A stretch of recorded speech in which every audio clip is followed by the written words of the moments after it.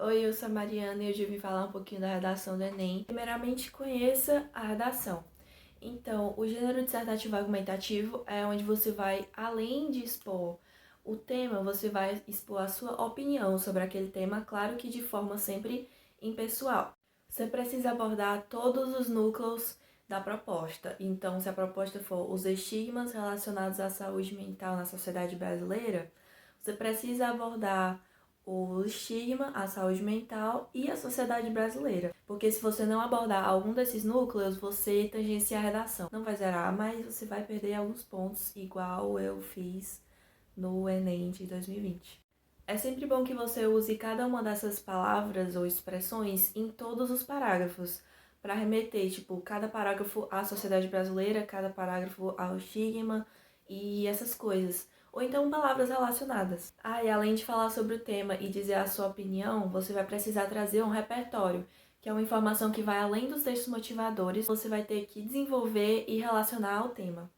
Tá, então bora falar sobre a estrutura do texto. O primeiro parágrafo é a introdução, você não precisa começar com um conectivo interparagrafal, mas é sempre bom começar com um, né? Por exemplo, pode-se observar, é notório que, é evidente. Na introdução você vai fazer três coisas. Você vai apresentar o tema, dar os motivos para aquela coisa ser um problema e fazer uma antecipação de solução.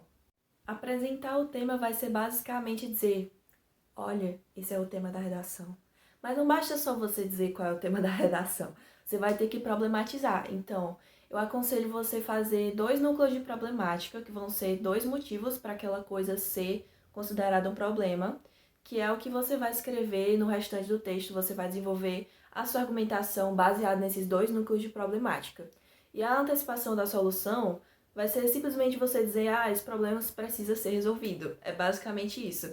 É tipo, esse é o tema, isso é um problema e isso precisa ser resolvido. No segundo parágrafo eu sempre falo sobre as causas. Por que que aquilo é considerado um problema? Sabe aqueles 2 núcleos de problemática que eu falei?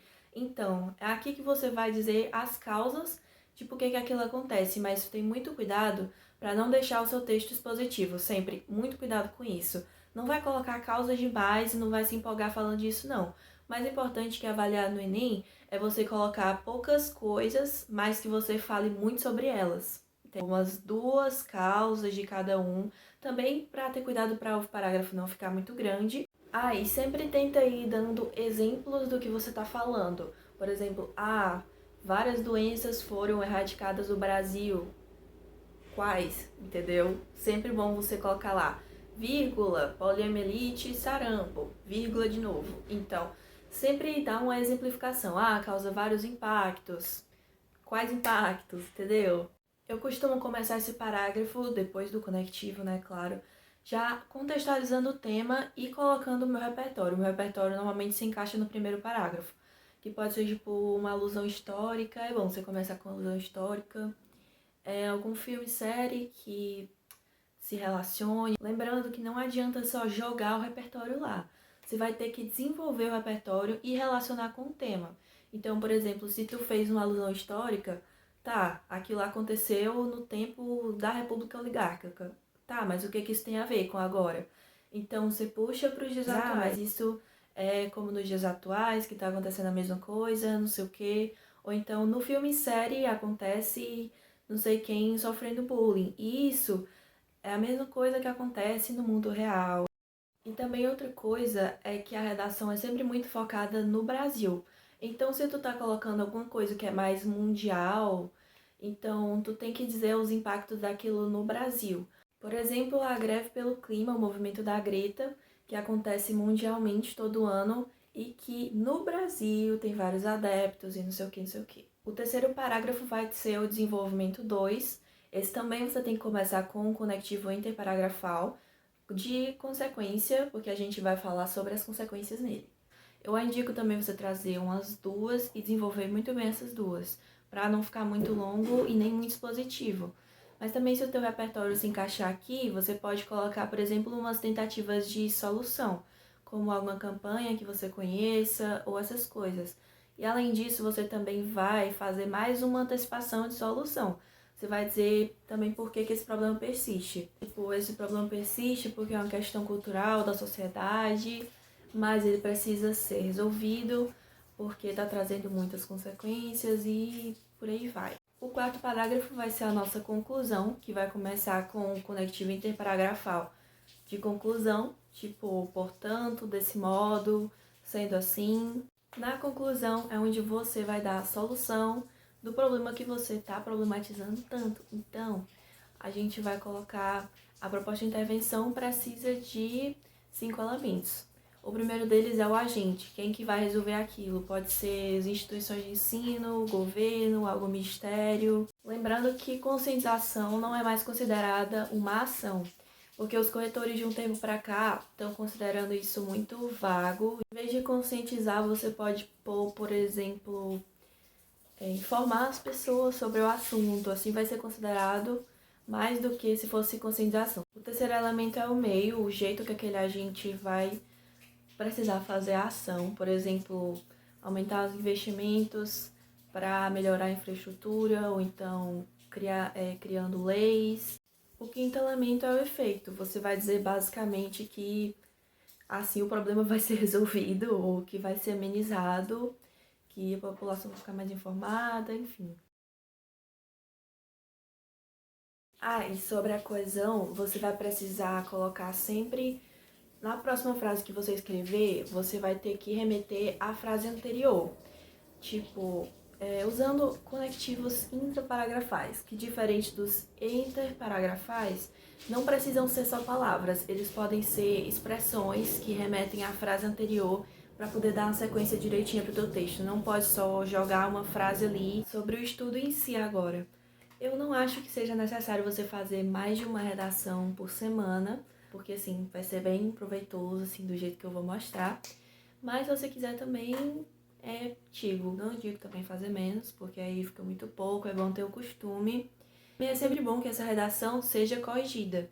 Se não tiver quem corrija na sua escola, tem algumas plataformas que corrigem, como a Resumidos e a Sala do Saber, que são pagas, né? Ou então você pode pedir para algum amigo seu ajudar com a correção. Ou é só importante que você corrija, porque a gente vai aprender com os erros, que é o grande segredo desse método. Tá, e quando a tua redação for corrigida, você não vai simplesmente, essa foi a nota e já era. Não, você vai olhar cada um dos seus errinhos e vai anotar do lado o que você pode melhorar, as coisas que você errou. Aqui eu anotei as correções do corretor. E essas frases aqui que eu coloquei de vermelho, elas são porque o meu texto estava muito expositivo. Como eu sei muito, né, sobre o tema, é sempre bom você ter cuidado quando você sabe muito sobre o tema para não deixar ele muito expositivo, porque como eu disse, o Enem tá preocupado se tu vai desenvolver essas coisas e não se tu vai colocar 15 mil coisas sobre o tema.